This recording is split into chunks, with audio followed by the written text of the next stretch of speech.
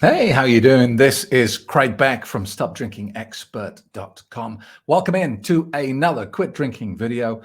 And if you have stumbled across this YouTube channel because you're worried about your drinking, then the most important thing you will do today is to book your place on the next free quit drinking webinar. Go to the website at the bottom of the screen and reserve your place. The second best thing you will do today is to like and subscribe to this channel. So today, we need to talk about Kenny because Kenny is a good example of a pretty typical problem drinker. And in many ways, his experience mirrors my own, mirrors a lot of people out there. But the first thing I want to say about Kenny is he doesn't fit the Hollywood stereotype of an alcoholic.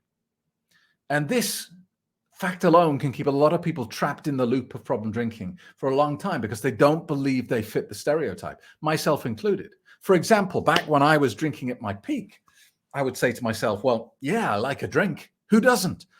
But I'm not an alcoholic because I never want to drink in the morning. I never wake up and want to drink alcohol in the morning. In fact, the thought of it repulses me. And that reassured me for a very long time that I therefore could not be an alcoholic. I also used to say things to myself, well, I haven't got any DUIs, never been arrested, thrown in a drunk tank. I've never failed to show up for work because of my hangovers or my drinking. Therefore, I'm not an alcoholic. I'm not sitting on a park bench with, drinking cheap alcohol out of a brown paper bag. I have success in my life that I can point to. I have a wife. I have children, I have a house, I have a car, I have a job, I had all those things. And I was thinking, well, if I have all these things, I can't be an alcoholic. And this is pretty much Kenny's life. Kenny had all of that, a job, a wife, a child, a family, all the things that matter. And yet alcohol was still present. Alcohol was still destroying everything that he had. But in the traditional sense of, how we view this problem, nobody would have suspected anything. And so I wanted to use him as an example today because, you often think that when you're in this loop of problem drinking, when you're still in that denial phase, you say things like, well, I could stop drinking if I really wanted to. It's just that I don't want to at the moment. We lie to ourselves. We fool ourselves that our drinking is a choice. And should the need arise, if it ever got really bad, well, we'd deal with it then. And that was exactly Kenny's situation. Kenny was married, had a young child to look after, and you would think in that situation, you would say, okay, time to knock the drinking on the head. But he would sink a lot lower than that before he made that decision. He talks about drinking something like 19 beers in a day when he was supposed to be looking after his son. He talks about blacking out and embarrassing his wife on countless occasions before he reached the point where he made that decision, enough. But he didn't just say, enough, I'm going cold turkey. He actually said, I need help. I need someone to help me with this. And that's a really important step because quitting drinking is a bit like escaping from a quicksand pit. You might want to privately do this on your own because you believe you should be able to. But it doesn't matter how much pride you have in this. Quicksand will act as quicksand is. You will struggle and kick and scream and shout and sink deeper. So what I want to encourage you to do, whether it's via my course, through my books, or whatever you want to do, or if you want to do it via Alcoholics Anonymous or by going to rehab, the main thing I want to encourage you to do, if you have discovered that you have a problem with alcohol, is to reach out and get some help from someone.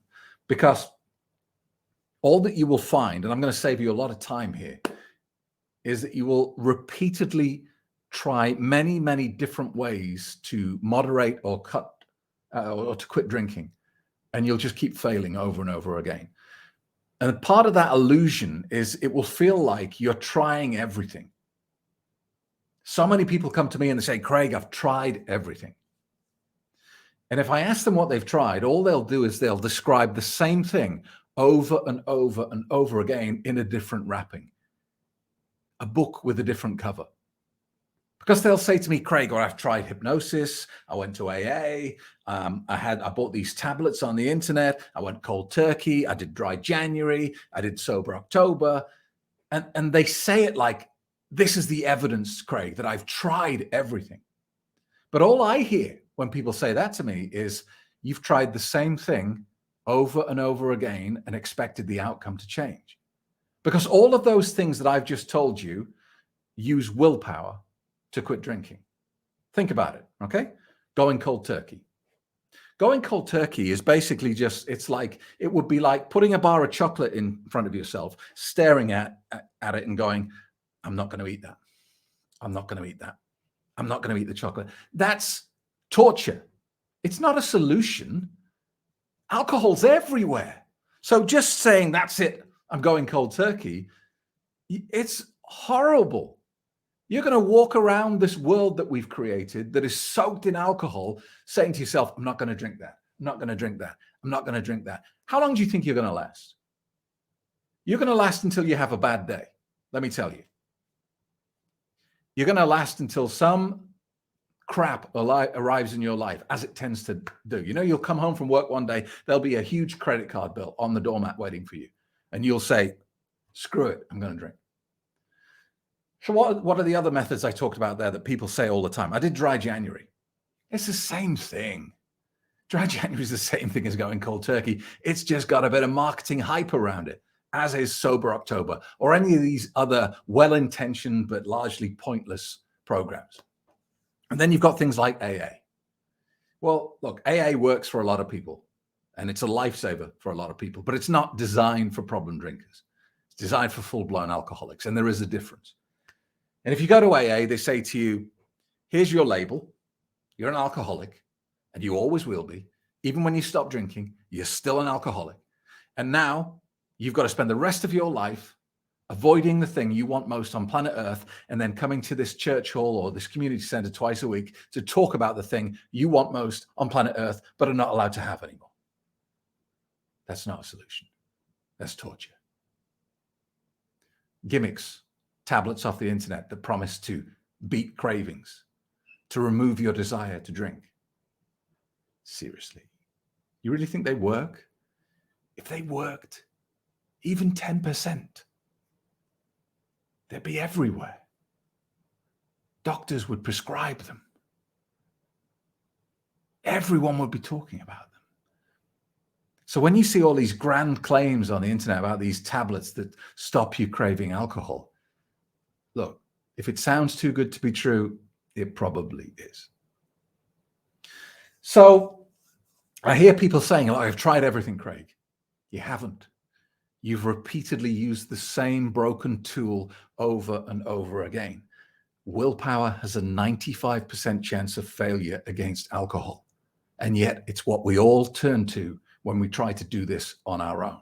So no matter where you go to get some help with this, just make sure you do get some help with this, because all you're going to do is spend a lot of time, years, even decades, repeatedly failing under the illusion that you're trying your best and you're trying different things. There is a secret to breaking this loop. And it's not got anything to do with willpower or white knuckling it out or being a good boy or a good girl and avoiding the thing you want most. There is science, logic, and programming behind breaking this loop. Because what you've done over decades of your life, decades of using this attractively packaged poison, is you have programmed your subconscious mind to see alcohol as a solution to various problems in your life.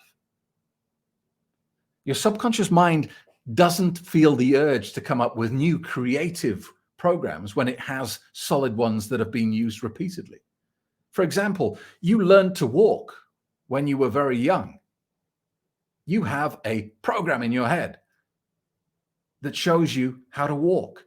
You don't feel the urge to come up with a new way to do it, do you? You don't think, oh, I'm bored of walking like this. I think I'm going to walk a bit differently from now on. There's no need. You have a program. It works perfectly well. Now, from your subconscious mind's point of view, when you feel stressed, you drink alcohol. That seems to work.